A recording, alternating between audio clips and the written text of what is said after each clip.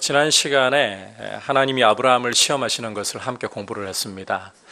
시험이란 100세에 얻은 아들 이삭을 하나님 앞에 번제물로 바치라는 것이었습니다. 시험을 통해서 드러난 아브라함의 믿음은 하나님께 가장 소중한 독자라도 아끼지 않고 드리는 철저한 순종을 보이는 것이었습니다. 오늘은 이와 같은 아브라함의 믿음이 가져온 결과, 축복에 대해 함께 공부를 하려고 합니다. 지난 시간에도 잠시 언급을 했지만 하나님이 사람을 시험하시는 것은 사람의 믿음을 밖으로 드러내셔서 그 믿음을 복 주시려고, 상 주시려고 하시는 것이라는 사실을 여러분 꼭 기억하셔야 됩니다. 이와 같은 하나님의 시험에 합격을 했을 때에, 믿음으로 순종을 드릴 때에 어떤 축복이 오는가? 자, 첫 번째 한번 따라 합시다. 너는 하나님을 경외하는 자라. 하나님이 경외하는 자라는 인정과 칭찬을 주신다는 겁니다. 너는 하나님을 경외하는 자라. 자, 11절 12절 같이 읽어볼까요? 시작. 여호와의 사자가 하늘에서부터 그를 불러 이르시되 아브라함아 아브라함 하시는지라. 아브라함이 이르되 내가 여기 있나이다 하매 사자가 이르시되 그 아이에게 내 손을 대지 말라. 그에게 아무 일도 하지 말라. 내가 내 아들 내 독자까지도 내게 아끼지 아니하였으니 내가 이제야 내가 하나님을 경외하는 줄을 아노라. 아브라함이 이삭을 결박해서 제단에 올려놓고 칼로 찔러 죽이려는 순간에 천사가 다급하게 아브라함을 부르면서 그 아이에게 손을 대지 말라 말리고 있습니다. 그러면서 아브라함을 가리켜서 하는 말이 너는 하나님을 경외하는 자다. 하나님을 경외하는 자다. 말씀의 순종에서 가장 소중한 아들마저도 아낌없이 하나님께 드리려고 할 때에 하나님이 아브라함에게 너는 하나님을 경외하는 자라고 인정해 주시고 칭찬해 주시는 축복을 주시고 계십니다. 성경에서 최초로, 다시 말해서 인류 최초로 하나님을 경외하는 자라는 이 칭찬을 받고 있는 거예요. 여러분, 이 하나님을 경외하는 것에 대해서 우리가 좀 잘 이해를 하고 가야 할 필요가 있어서 좀 생각을 해보도록 할게요. 아브라함을 보면 하나님께 가장 소중한 것을 드림으로써 하나님을 경외하는 자라고 칭찬받았죠. 자, 따라서 내게 있는 가장 소중한 것을 아끼지 않고 하나님 앞에 드린다면 그것이 곧 하나님을 경외하는 것이라고 할 수 있겠네요. 많은 분들이 그런 생각을 가지고 계신 것 같아요. 하지만 내게 있는 가장 소중한 것을 하나님께 드리기 때문에 그것이 반드시 하나님을 경외하는 것은 아닙니다. 사무엘상 15장을 보시면 하나님께서 이스라엘 초대 왕이었던 사울에게 아말렉을 치라. 이스라엘이 출애굽할 때 보면 이 아말렉이 이스라엘의 피곤한 틈을 타가지고 연약한 자들을 쳤어요. 감히 하나님의 백성을, 여러분이 출애굽기 그 부분을 읽어보시면 밑에 주석에 보면 하나님 보좌를 건드린 것이라고 주석을 하고 있거든요. 하나님 보좌를 건드린 이 아말렉을 치라. 아말렉에게 속해 있다면 남녀노소를 가리지 말고 심지어 그 짐승까지도 살려두지 말고 다 진멸하라. 그런데 이 사울이 하나님 말씀을 불순종합니다. 그리고는 양과 소떼 가운데 좋은 것 다 살려놓고 심지어 아말렉 왕 아각마저도 살려두었습니다. 하나님께서 이 일을 보시고는 사무엘 선지자를 보내셔가지고 사울을 책망하게 하시는데 가보니까 기가 막힌 거죠. 당장 진영에서 이 짐승 울음소리가 들리잖아요. 그래서 사무엘이 사울에게 도대체 이 울음소리는 어떻게 된 것입니까? 그때 사울이 뭐라고 대답을 하는가 하면 그야 하나님께 제사 드리려고 제일 좋은 거 골라놓은 거 아니겠습니까? 사무엘이 뭐라고 대답을 했을까요? 우리 사무엘상 15장 22절을 통해서 한번 확인을 해볼까요? 같이 읽어보겠습니다. 시작. 여호와께서 번제와 다른 제사를 그의 목소리를 청종하는 것을 좋아하심같이 좋아하시겠나이까? 순종이 제사보다 낫고 듣는 것이 수량의 기름보다 나으니. 여러분, 하나님께서 레위기를 통해서 5대 제사를 통해 짐승을 잡아 죽이는 제사를 드리라고 명하셨죠. 자칫 이런 짐승을 잡아 죽이는 제사를 하나님이 굉장히 기뻐하시는 것처럼 짐승을 죽이는 것을, 짐승 가운데서도 이 수량의 기름이라는 것은 최고의 보위를 가리킵니다. 이걸 하나님께 드리는 걸 하나님 제일 좋아하시는 것처럼 생각하지 말라는 거예요. 따라서 하나님께 내가 아끼는 가장 좋은 것을 드린다고 해서 그것이 곧 하나님을 경외하는 것은 아니라는 것입니다. 아브라함의 경우도 이삭을 드리는 것은요, 밖으로 드러나 있는 외형이고 사실은 그 속에 들어있는 본질을 우리가 봐야 되는 거예요. 하나님을 경외하는 것의 본질이 무엇이냐?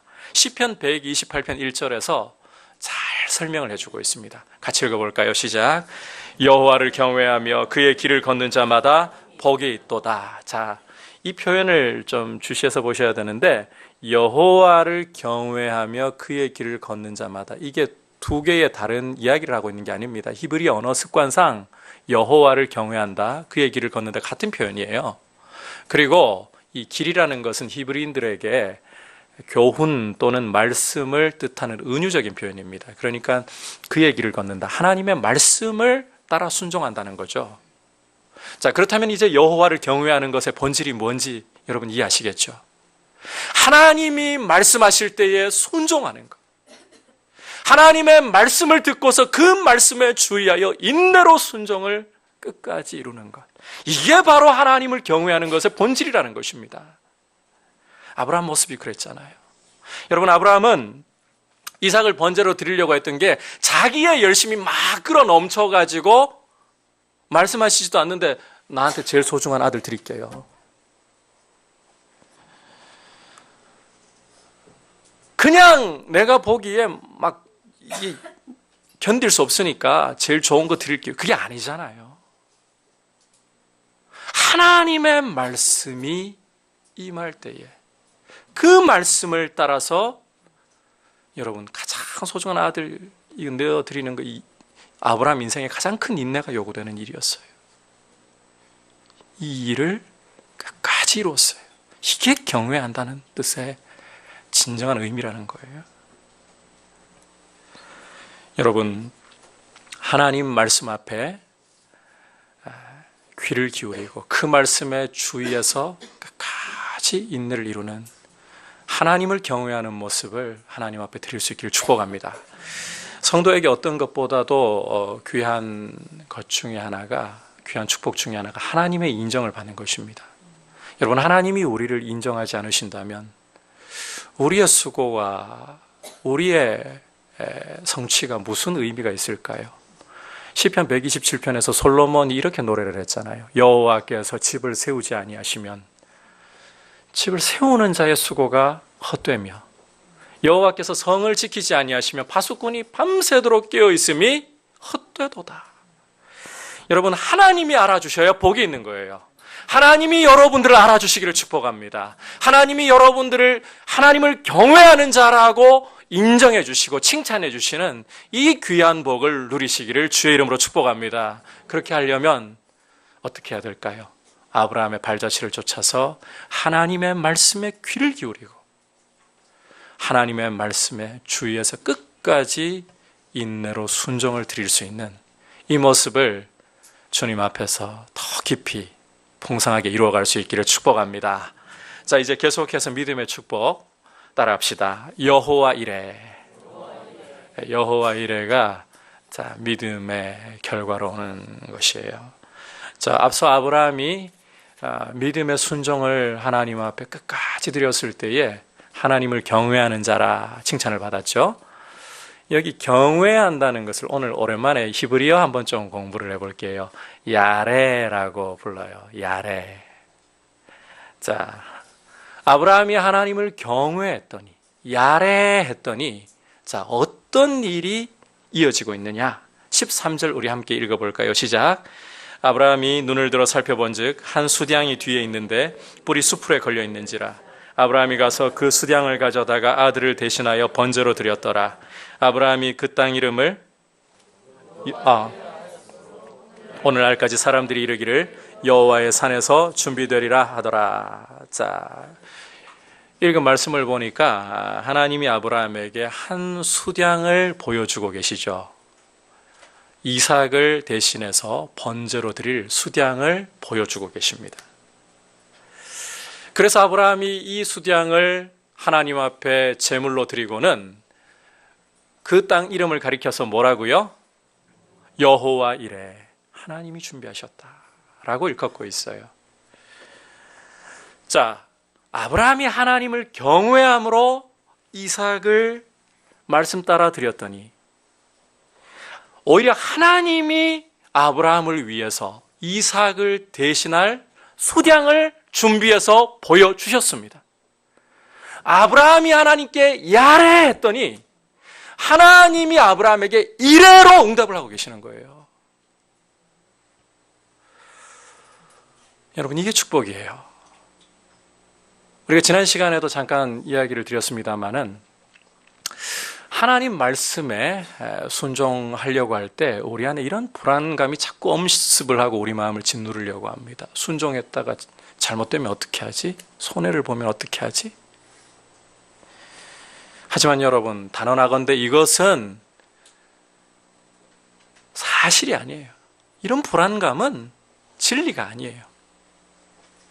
어디까지나 육체의 불안함일 뿐이에요. 여러분, 우리가 하나님을 사랑하고 그 말씀에 순종해서 하나님께 야래할 때에, 경외할 때에 하나님은 반드시 이래로 더 좋은 선물을 준비해 주신 줄 믿습니다.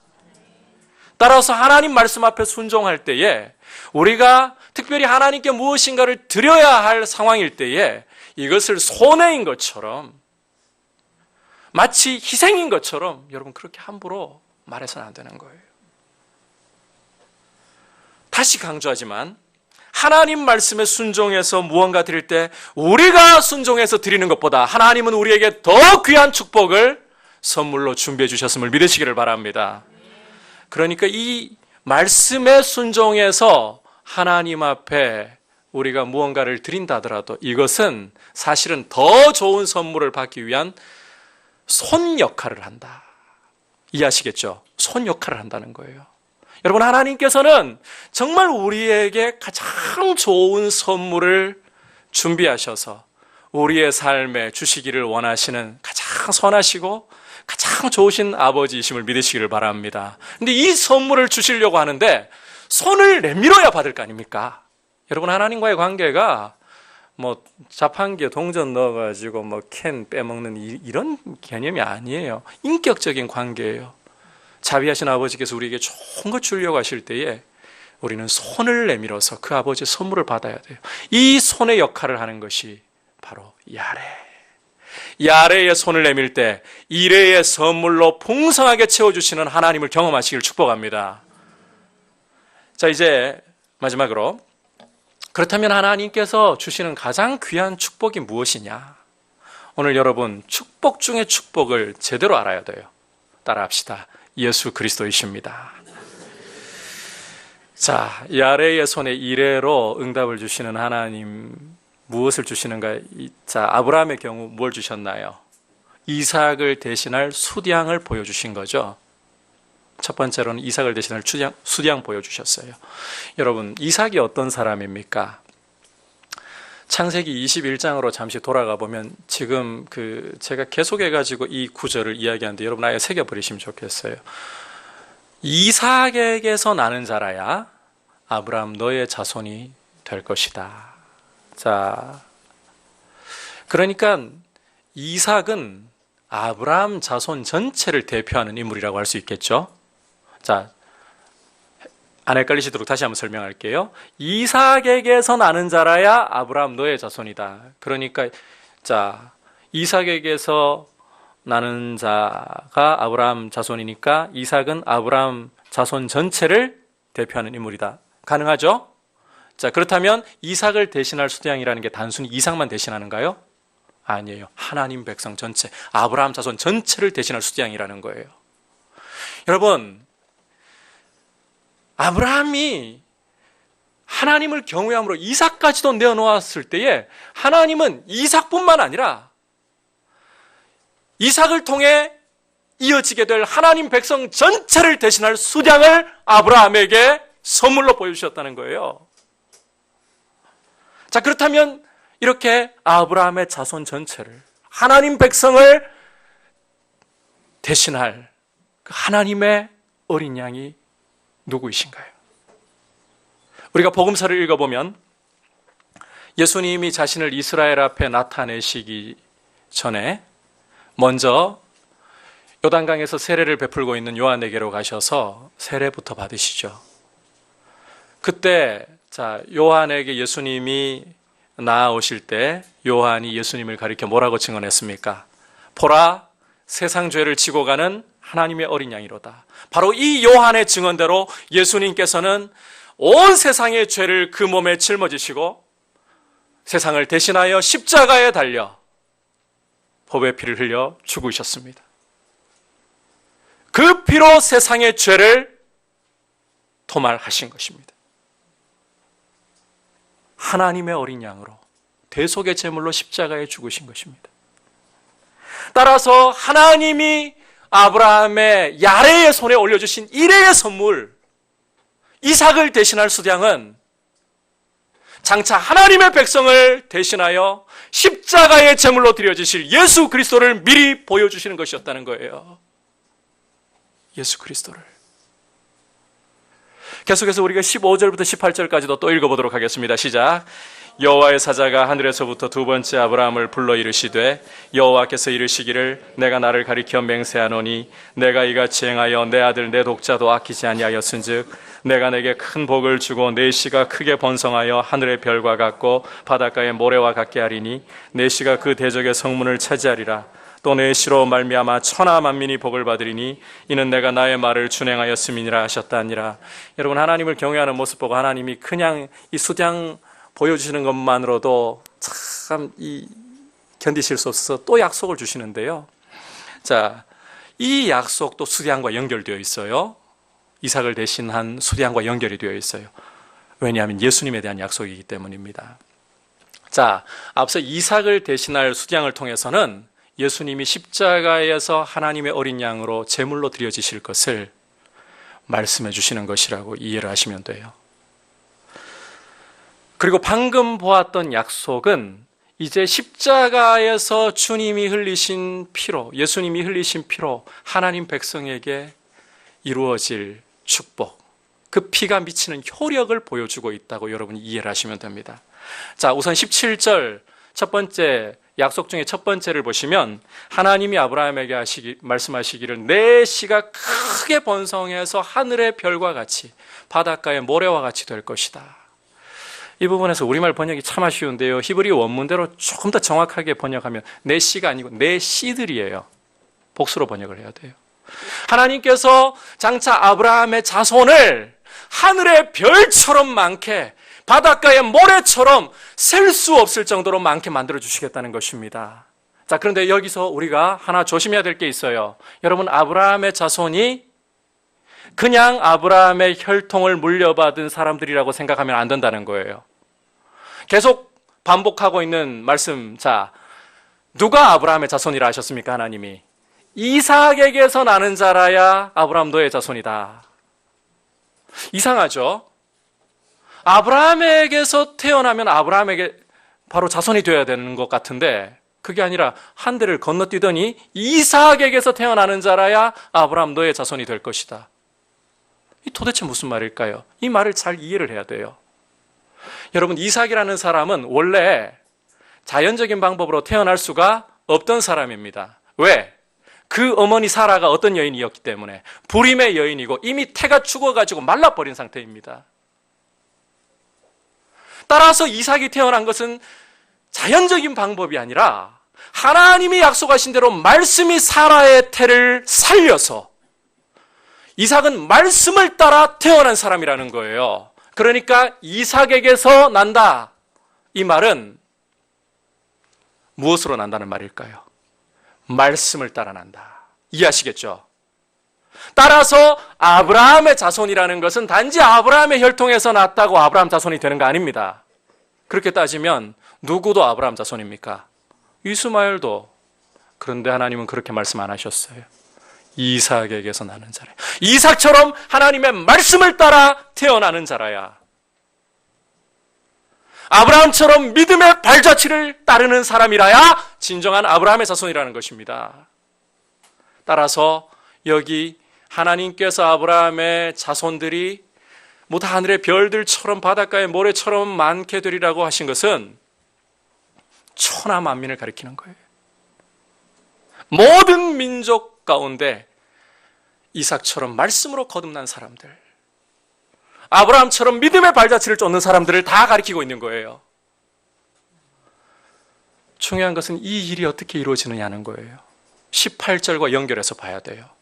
여러분 18절을 보니까 하나님이 뭐라고 또 약속하십니까? 아브라함 너의 씨로 말미암아 천하 만민이 복을 받으리니. 여기에서요 내시할 때는 18절에서 내시할 때는 단수입니다. 복수 아니에요. 단수예요. 한 사람을 가리켜요. 바로 예수 그리스도를 가리키고 있는 거예요.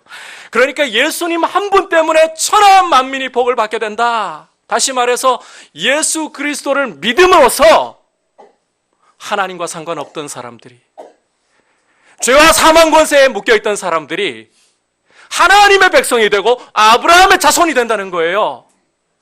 이 일을 위해서 하나님께서 앞서 수장을 통해서 보여주신 것처럼 예수님을 이 땅에 보내주셨고 세상의 죄를 그 위에 짊어지워서 십자가에서 세상을 대신하여 제물로 죽게 하셨습니다.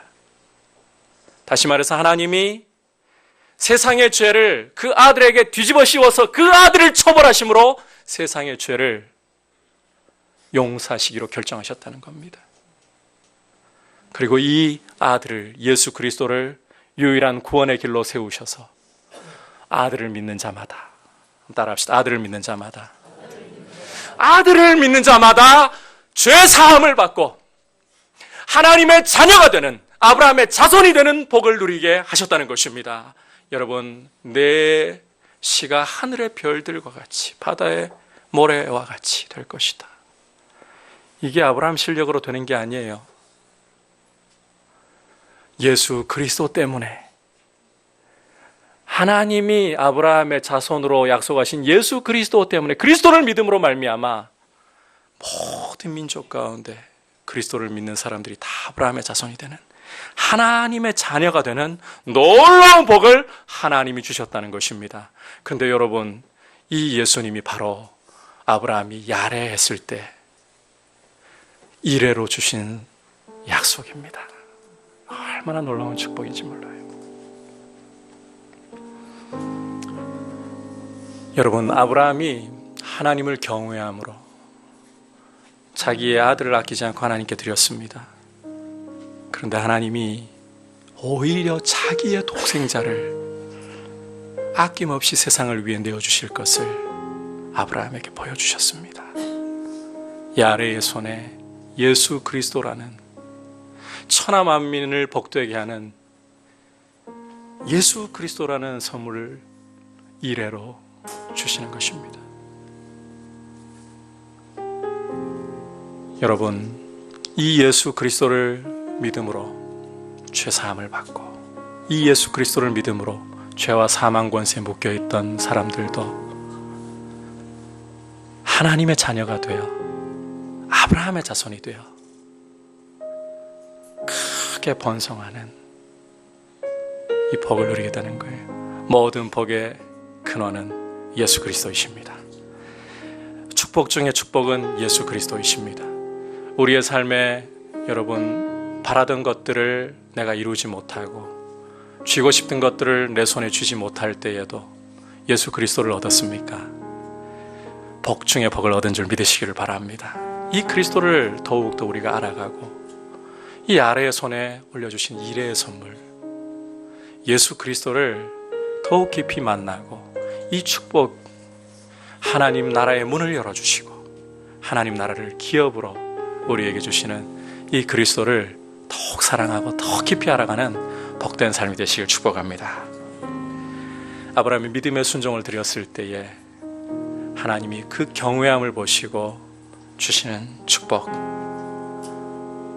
첫 번째, 너는 하나님을 경외하는 자라.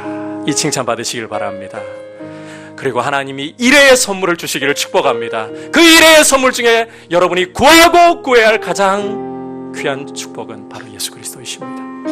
그리스도 앞으로 더 가까이 나아가시고 그리스도를 더 깊이 알아가시기를 축복합니다. 우리 주님 앞에 같이 고백드리겠습니다. 내 안에 주를 향한, 내 안에 주를 향한 이 노래, 영원한 노래 있으니 날 향한 주님의 크신 사랑 영원히 찬양합니다. 내 안에 주를 향한, 내 안에 주를 향한 이 노래, 영원한 노래 있으니 날 향한 주님의 크신 사랑 영원히 찬양합니다. 영원히 찬양합니다.